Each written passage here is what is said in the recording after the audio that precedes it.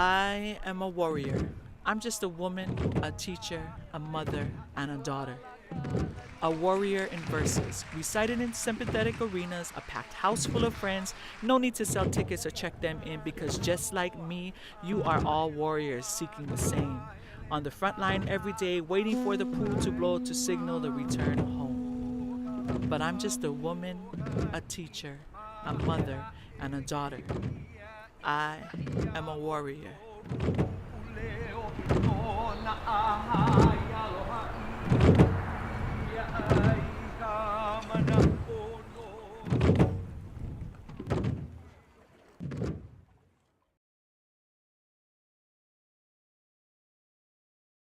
Well, my name is Kukui, Maunakea-Forth.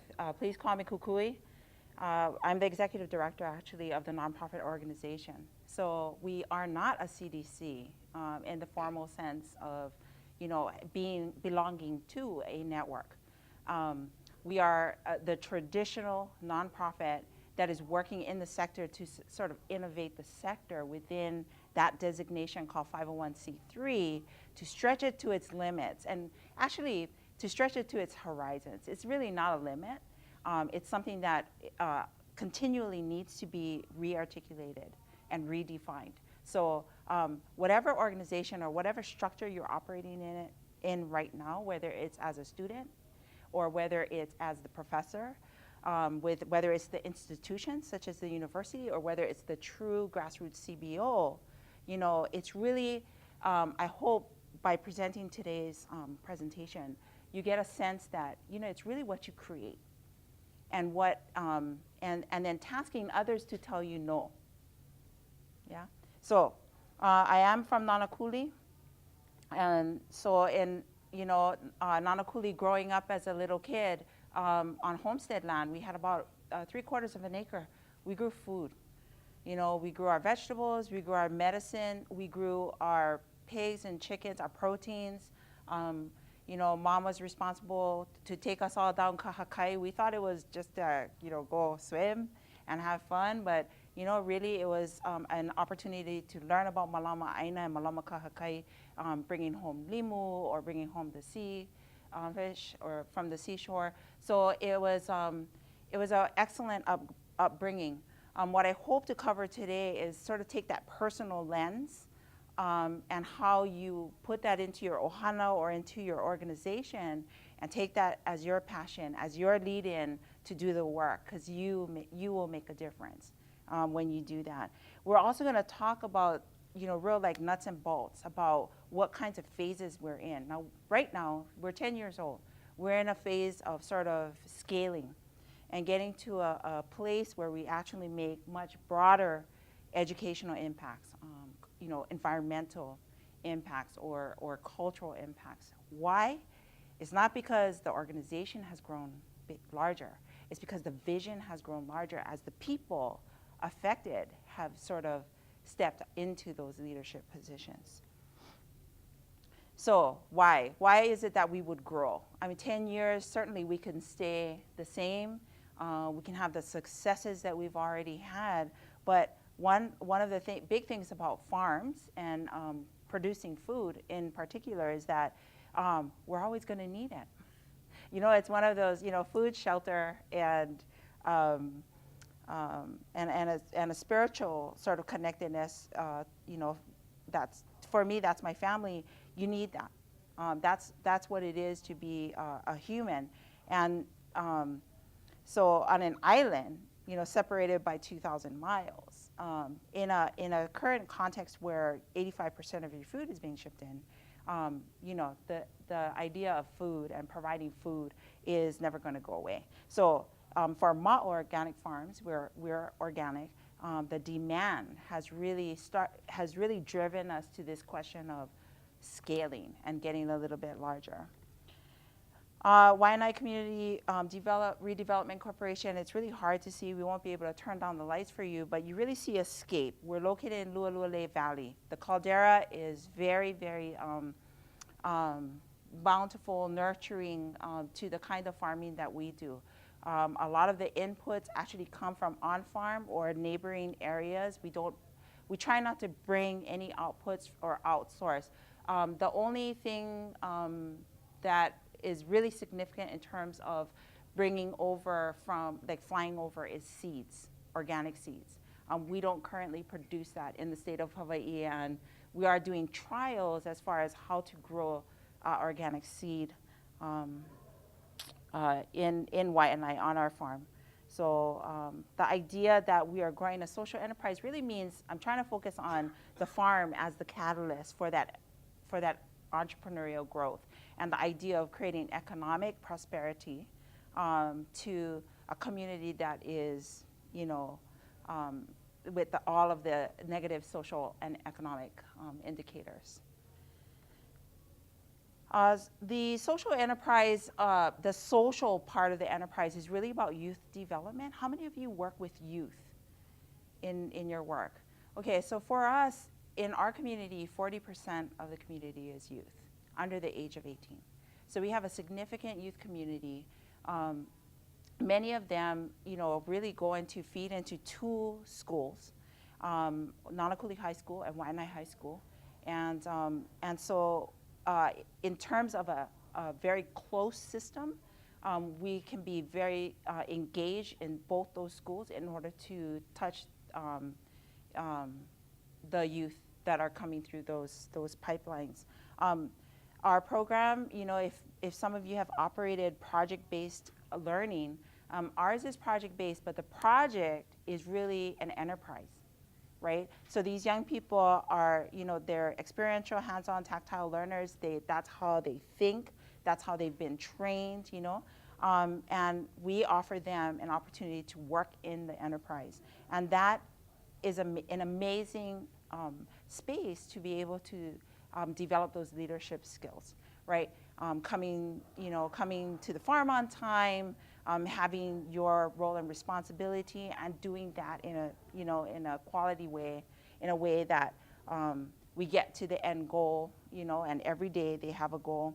It teaches them entrepreneurship. So some of you are thinking, or maybe already have your own businesses or your own enterprises. Well, it takes a certain kind of commitment and the idea of being able to take some risks, right, with the resources you have. So every day they come, Monday, Wednesday, Friday, they are expected to test those limits, personally, and then as an aggregate of youth.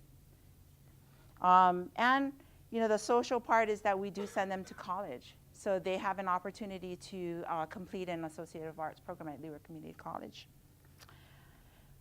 The enterprise part is really just very basic. We started off on 5 acres of leased land, and that land is wonderful and verdant, and it has orchards, and it has fields, and it has green crops that we use for green manure. And then in 2008, we leveraged a pretty substantial legacy land grant through the state, and partnered with the Omidyar Ohana in order to buy that acreage. And it was right next door, and it was an old farm that we converted. And then just recently, about 2 years ago, we had another piece of land, another 7 acres. Now, why is that significant? Why is Aina significant in our communities? Well, I hope you're thinking that a land base, yeah? Somewhere where that's never gonna go away, that is never gonna be threatened by, development that is not Aina based. I think we see lots of examples and huge tracts of land that are in the government's kuleana to manage, and maybe we wanna be able to influence that. And that the nonprofit, I think this is really important, that we own 100% of the farm. So, ownership at that level is really similar to our traditional way of being kahu'aina, or, having this, knowing our responsibility to create the mo'aina. Why social enterprise? I think lots of people, talk about it in terms of the triple bottom line, having some type of social impact, having some type of ecological impact, and then having some type of economic impact. And let's not kid ourselves. A lot of our communities, they operate with money. And while it's nice to think that we can go back and maybe in a small localized setting, you can talk about ohana economics and kind of that bartering of goods. But ultimately, in order for the systemic change to happen, we really wanted to focus on a strategy, social enterprise, in order to make those kinds of real transformative changes to the way that ag is seen. Ag is very industrialized. It started with sandalwood. It started with whaling. It started with all of these things, and then it ended up to be sugar, and then it ended up to be pineapple. And then you think about the kind of industrial agriculture we have today, what comes to mind? Corn, king. So that's a li'i system back in place. And for Waiʻanae, we have a bedroom community. I don't know many people that are able to live and work in their community. Yeah, most people have to travel outside toward urban Honolulu or now Kapolei in order to work. We have lots of areas that are off limits for a variety of reasons. As soon as you come into Nanakuli, what do you see? Waimanalo Gulch, yeah, the landfill. We had 3 landfills on our coast. And I think 1 is shut down, and so we have 2 operating.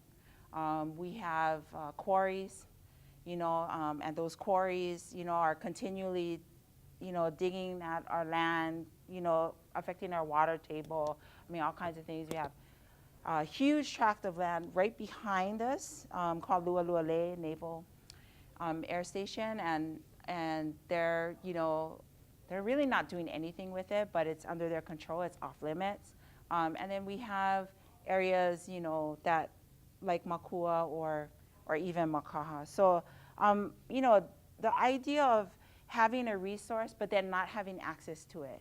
And then, okay, maybe they give us access to it, but then we don't have means to do something with it. That's the kind of thinking that they made us think. That's the paradigm that they want us to operate in. But in actuality, right, we have so much assets, yeah? We have, let's see. Let's skip through this. And only because I think at this level is where we really started to understand getting bigger was it was the solution, yeah? Because at one point we got to a tipping point where, if we are to continue to do what we do, educate young people, connect them with their aina, recognize and make that aina productive and bring that to all of us, to serve all of us, if we don't continue to do that and actually make an attempt to grow that, what we're going to end up doing is the same thing that we always did. Oh, well, somebody else will do it. Or, oh, it's too hard, or no need, we're okay. We're not okay. In fact, the indicators for well-being, for quality of life continues to erode. So what in 08 and 09, we made a conscious decision to grow. And it meant that we would have to take that risk and say, how, we're gonna take this huge amount of capital from, a philanthropist that not many people maybe felt he was pono, but we took it, we utilized state money, and we took that money and we put our stake in the ground and we said, even though that, it's conflicted, it's complicated because, there's so much, there's such an imperative, I guess, to do this work, but at every level, you're sort of checking yourself to see, am I doing the pono thing? Am I doing right by the people in this community? I was hoping you were here for facts and figures because that's kind of what I know from being the grant writer and the grant reporter and being the person to stand in front of the funders and go, yes, we did A, B, C, and D. But intuitively, I know that it is more, below those numbers and the statistics and the quantitative data is really about, have we transformed them through this framework? And, we have programs, like from intermediate all the way up to now in our BA program. And it's been such a joy to know these young people can achieve at those levels, and that given higher expectations, they rise to that. And so we know that the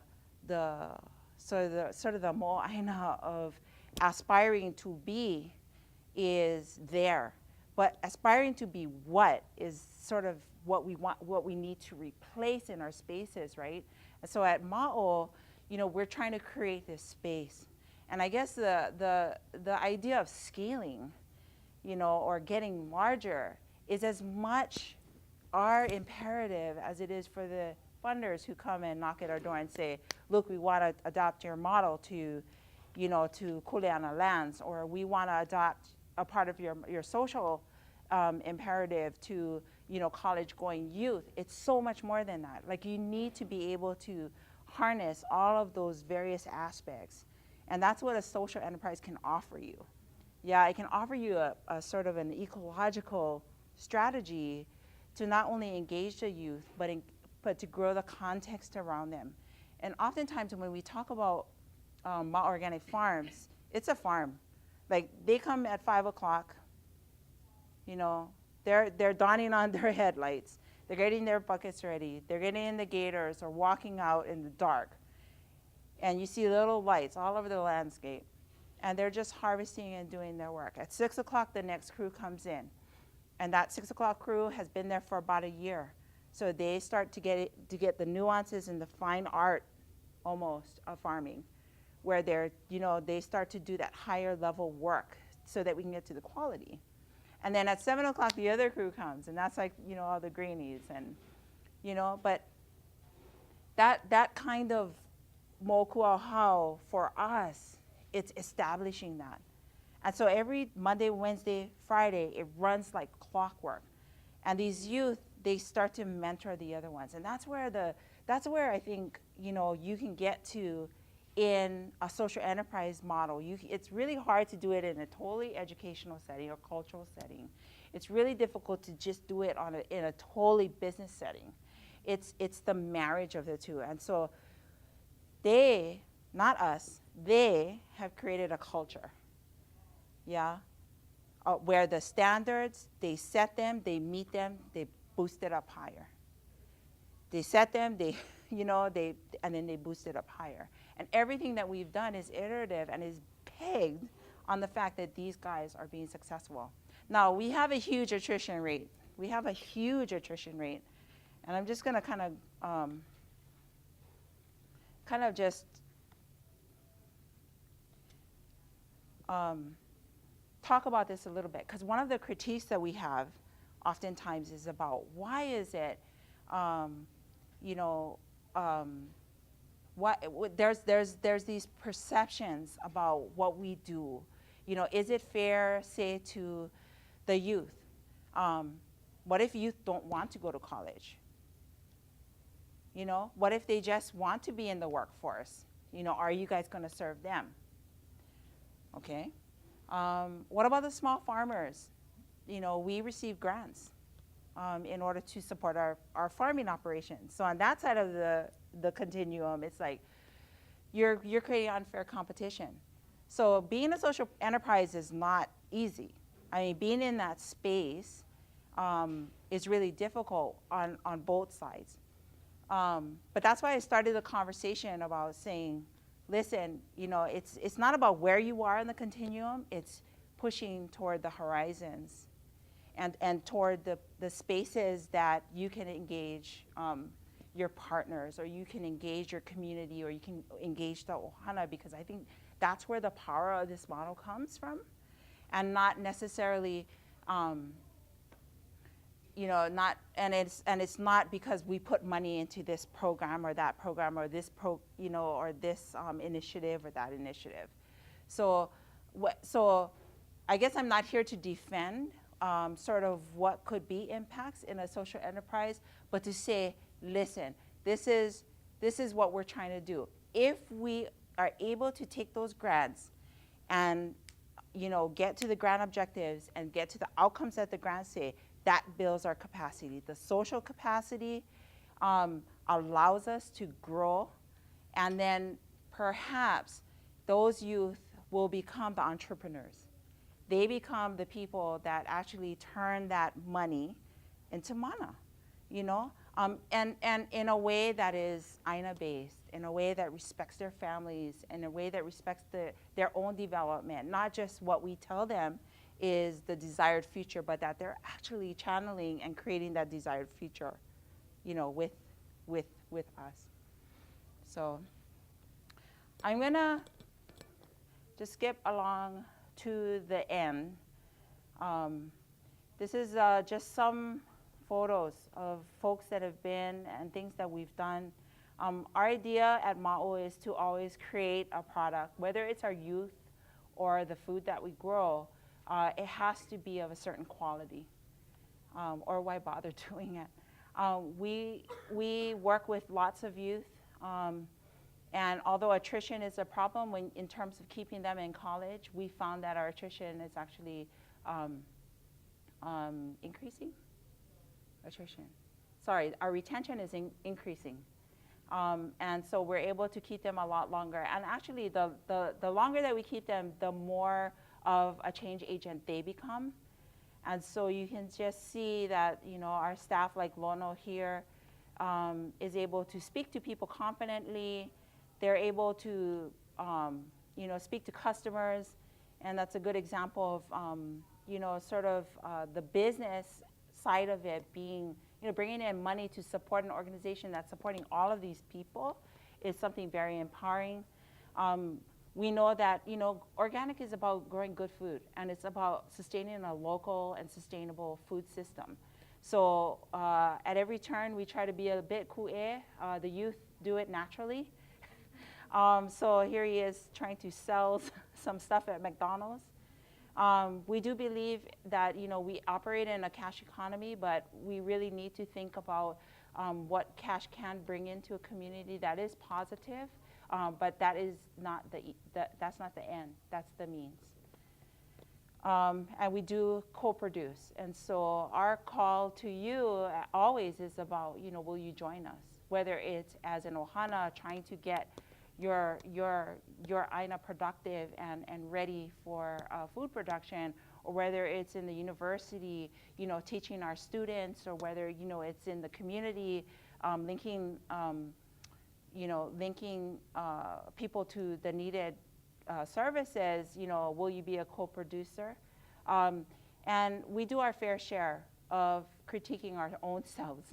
So, one of the things that the youth learn is about reflection and debrief. So we start each day with pule, and we end each day with closing. And, it's been an invaluable tool to our own reflection and our own growth as an organization. And this is the numbers.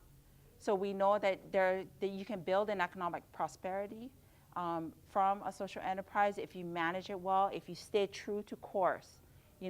Like I said, there's been many times that we could have fallen off course, said no to legacy lands because it was a state agency and we don't want their money, or to the Midiars because but it's what you do with the money, yeah, and how you do it. So actually in 2005, we started in 2002 on the aina, and I remember every dollar that we banked was $13,985.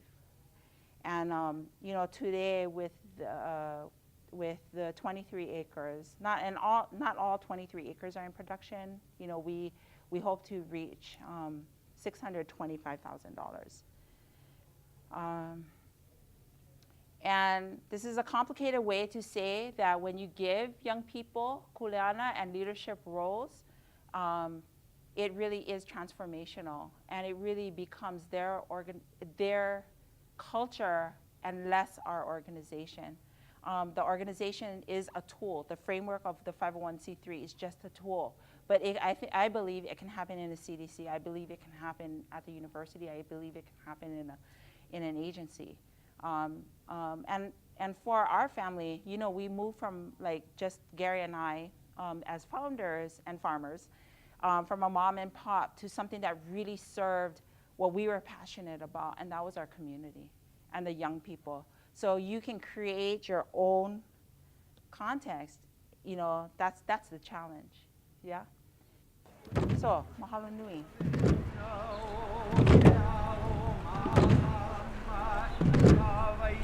Waiʻanae.